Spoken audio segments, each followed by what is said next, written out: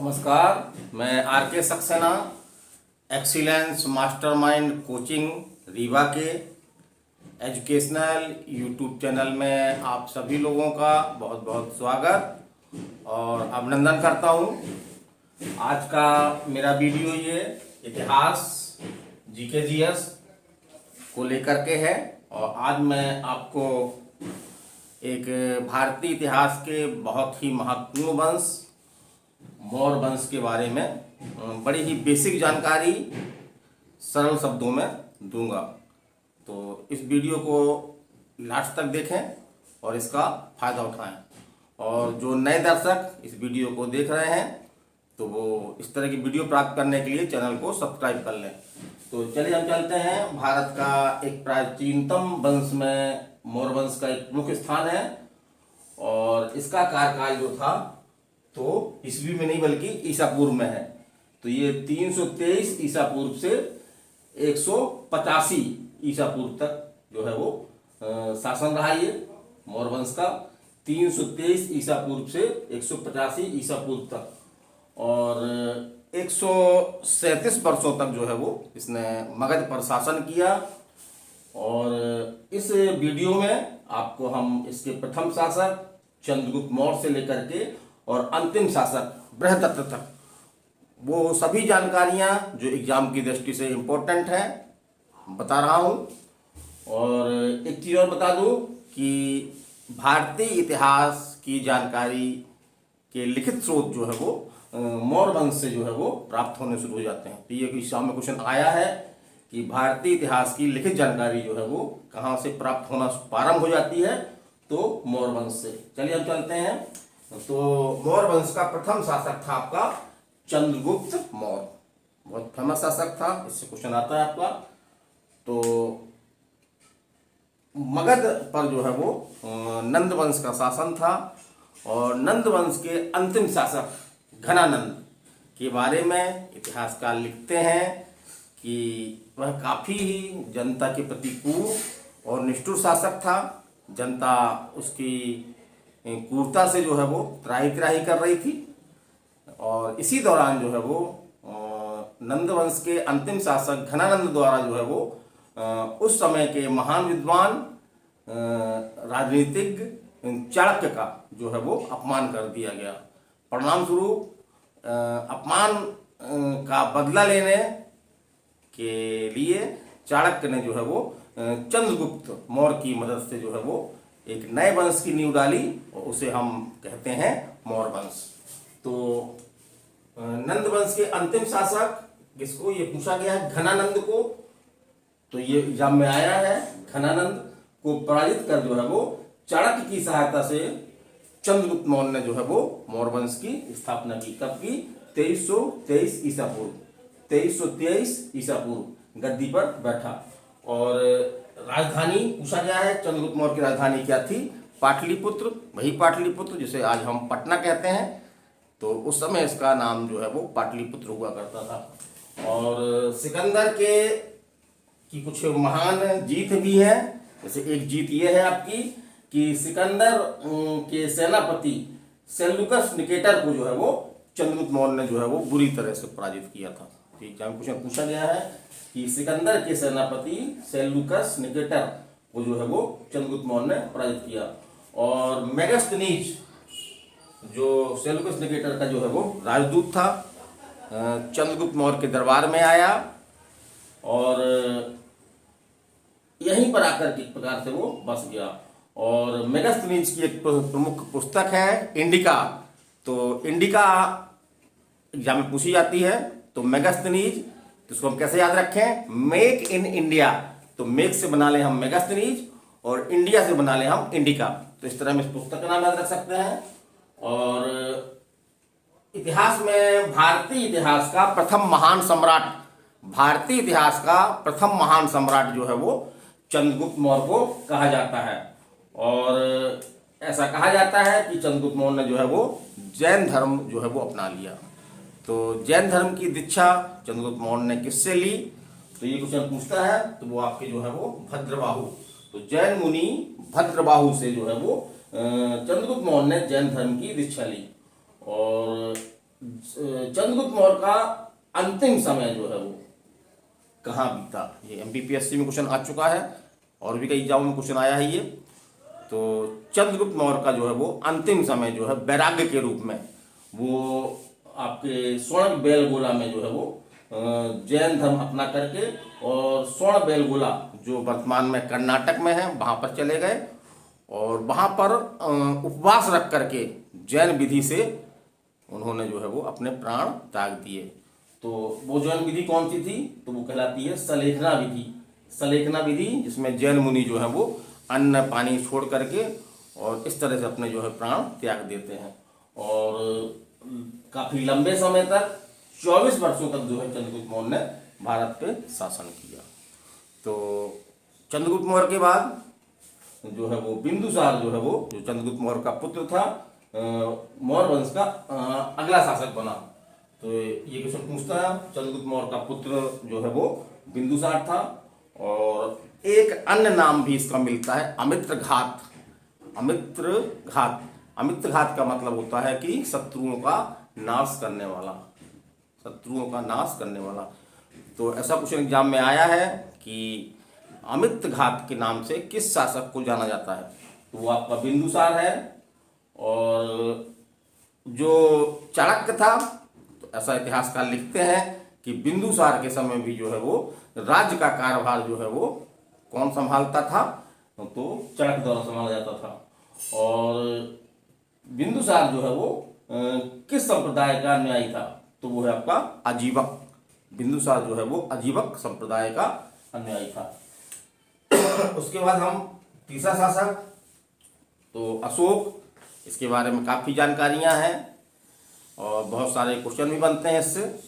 तो लगभग सभी इंपॉर्टेंट फैक्टों को हमने इसमें समाहित किया है।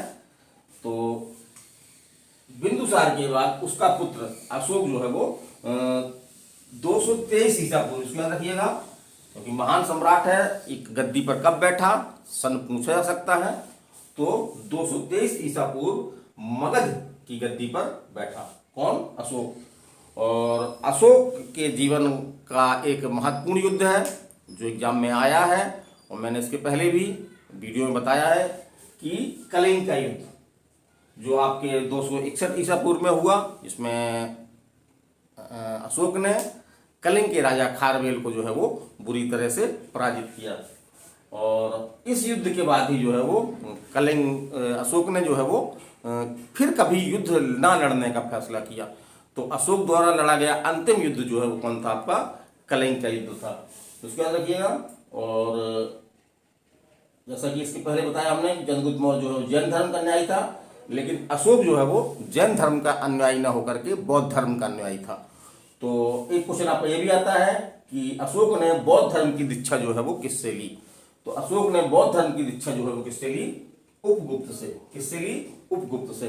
इस नाम को आप याद रखिएगा, उपगुप्त से बौद्ध धर्म की दीक्षा ली। और शिलालेखों का, भारतीय इतिहास में जो है वो शिलालेखों का प्रचलन जो है वो किसके द्वारा शुरू किया गया, तो अशोक द्वारा किया गया। और अशोक के विभिन्न शिलालेख मिले हैं, जिसमें से कुछ बड़े आकार के हैं, कुछ मध्यम आकार के हैं और कुछ जो है वो लघु शिलालेख हैं। इस शिलालेखों से भी क्वेश्चन आते हैं जिसकी चर्चा मैं आगे वीडियो में करने वाला हूँ। और बौद्ध ग्रंथों में जो है ऐसा लिखा हुआ है अशोक के बारे में, जो अशोक आज एक अहिंसावादी के रूप में जाना जाता है भारतीय इतिहास में। लेकिन गद्दी पर बैठने के पूर्व जो है वो अशोक ने जो है वो अपने 99 भाइयों का वध किया था और उनकी लाश जो है एक कुएं में डाल दी गई थी, जो कुआं आज भी अस्तित्व में आम्रपाली के रूप में उसको देखा जा सकता है। और आगे चलते हम, तो एक क्वेश्चन यह है कि बौद्ध धर्म का सर्वाधिक प्रचार प्रसार जो है किसने किया, ये क्वेश्चन आपके एग्जाम में आता है। तो अशोक ने किया। और अशोक ने जो है बौद्ध धर्म के प्रचार के लिए न केवल भारत में बल्कि विदेशों में प्रचार किया।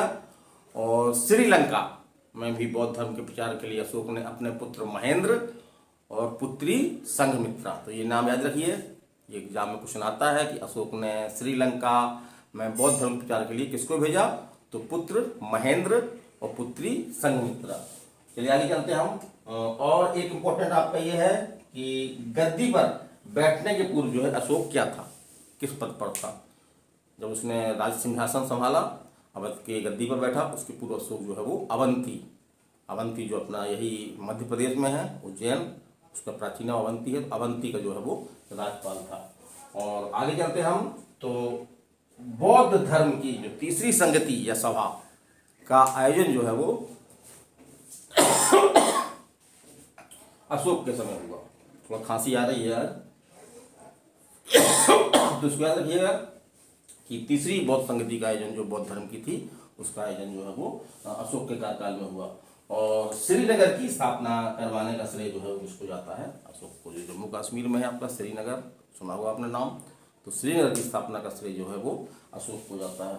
और अशोक ने एक धर्म की शुरुआत की थी, इसमें सभी धर्मों का महत्वपूर्ण साथ था, तो उसे नाम दिया गया धम्म। तो ये धम्म की शुरुआत किसके द्वारा की गई, अशोक के द्वारा की गई। अब हम बता रहे हैं अशोक के शिलालेखों के बारे में।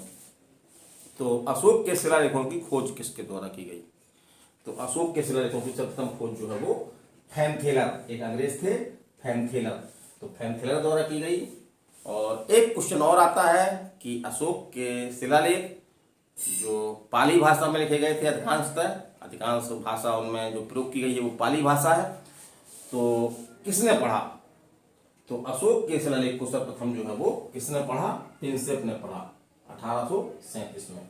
तो इसको आप कैसे याद रख सकते हैं, अशोक के शिलालेख को किसने पढ़ा, पा से पढ़ा, पा से प्रिंसेप, पा से पढ़ा, पा से प्रिंसेप। और अशोक के जो 14 बड़े शिलालेख हैं, उनमें से कुछ शिलालेखों में जो है कुछ विशेष बातें बताई गई हैं, उनके बारे में वर्णन किया गया है। तो इससे एग्जाम में क्वेश्चन आपके आते हैं। जैसे कि हम देख रहे हैं कि पशु बलि की निंदा, अशोक के किस अभिलेख में जो है वो पशु बलि की निंदा की गई है, तो अशोक का प्रथम अभिलेख, अशोक के पहले अभिलेख में जो है वो पशु बलि की निंदा की गई है। इसी तरह से जो अशोक ने एक धर्म शुरू किया था धम्म नाम से, तो उसका उल्लेख जो है वो विशेष रूप से जो है वो किसमें मिलता है, अभिलेख 4 में मिलता है। इसी प्रकार से कलिंग युद्ध, जिसने अशोक की दिशा पलट दी, दिशा बदल दी, तो उसका उल्लेख जो है वो किसमें मिलता है, तो आपके 13वें शिलालेख में मिलता है। इसी प्रकार से अशोक ने अपनी जनता को कुछ अच्छी बातें, अच्छे उपदेश दिए हैं, तो इसका उल्लेख जो है वो आपके शिलालेख 14 नंबर में मिलता है। और अशोक का सबसे बड़ा शिलालेख कौन सा है, ये एग्जाम में क्वेश्चन आया है, व्यापम में आया था एमपी पुलिस के। तो अशोक का सबसे बड़ा लेख जो है वो है आपका 7वां लेख। जो अशोक के 14 बड़े लेख हैं, उसमें से 7वां लेख जो अभिलेख जो है वो सबसे लंबा है। और हमारे सांची में जो बौद्ध स्तूपों के लिए प्रसिद्ध है, तो सांची के बौद्ध स्तूपों का निर्माण भी जो है वो अशोक ने 3री शताब्दी ईसा पूर्व में करवाया था, इसको याद रखिएगा। और अशोक के बाद जो है वो कोई विशेष शासक, योग्य शासक नहीं हुए, और आगे चल करके मौर्य वंश का जो है वो पतन हो गया। लेकिन हम उन शासकों के नाम बता रहे हैं। तो अशोक के बाद जो है वो कुणाल के बाद अगले शासक थे आपके दशरथ, फिर हैं आपके संप्रति, फिर आपके हैं शालीसुख, और उसके बाद आपके देववर्मन, और उसके बाद आपके शतधनुष, और फिर उसके बाद बृहदत्त। तो बृहदत्त से आपको क्वेश्चन आता है, तो बृहदत्त जो है वो मौर्य वंश का अंतिम शासक था। तो कई एग्जाम क्वेश्चन आया है कि मौर्य वंश का अंतिम शासक कौन था, तो बृहदत्त था। और बृहदत्त की हत्या जो है वो उसी के सेनापति पुष्यमित्र शुंग ने कर दी, और इस प्रकार से मौर्य वंश का अंत हो गया 185 ईसा पूर्व। और पुष्यमित्र शुंग ने जो है वो एक नए वंश की स्थापना की, वो वंश था आपका शुंग वंश। तो ये मौर्य वंश था, बहुत ही संक्षेप में, लेकिन लगभग सभी महत्वपूर्ण फैक्टरों को हमने इसमें शामिल किया है जो कॉम्पिटिटिव एग्जाम में आते हैं, तो इसका आप लाभ उठाएं। मैं RK Saxena excellence mastermind coaching Rewa के यूट्यूब चैनल में आप सभी लोगों का पुनः स्वागत करते हुए, और आप लोगों से यही अपील करता हूं कि इसको अधिक से अधिक शेयर करें, सब्सक्राइब कर लें चैनल को, ताकि इस तरह की जानकारी आपको मिलती रहे। और हाँ, एक खुशखबरी और बहुत जल्दी ही मिल सकती है कि मास्टरमाइंड कोचिंग की ऑफलाइन क्लास जो है वो जल्दी शुरू हो सकती हैं, क्योंकि ऐसे ही बात सुनने में आ रही है, न्यूज़ें आ रही हैं कि जो है वो शीघ्र ही जो है वो कोचिंग संस्थान जो है वो खोले जाएंगे और कोरोना प्रोटोकॉल को ध्यान में रखते हुए ऑफलाइन क्लास जो है वो संचालित की जाएंगी। तो फिर तो हम आपसे ऑफलाइन क्लास में मिलेंगे, लेकिन जब तक ऑफलाइन क्लास स्टार्ट नहीं है तो मेरा उद्देश्य यही है कि मैं वीडियो के माध्यम से, आपकी ऑनलाइन क्लास के माध्यम से आप लोगों से जो है निरंतर संपर्क में रहूं। तो नमस्कार, धन्यवाद, थैंक यू।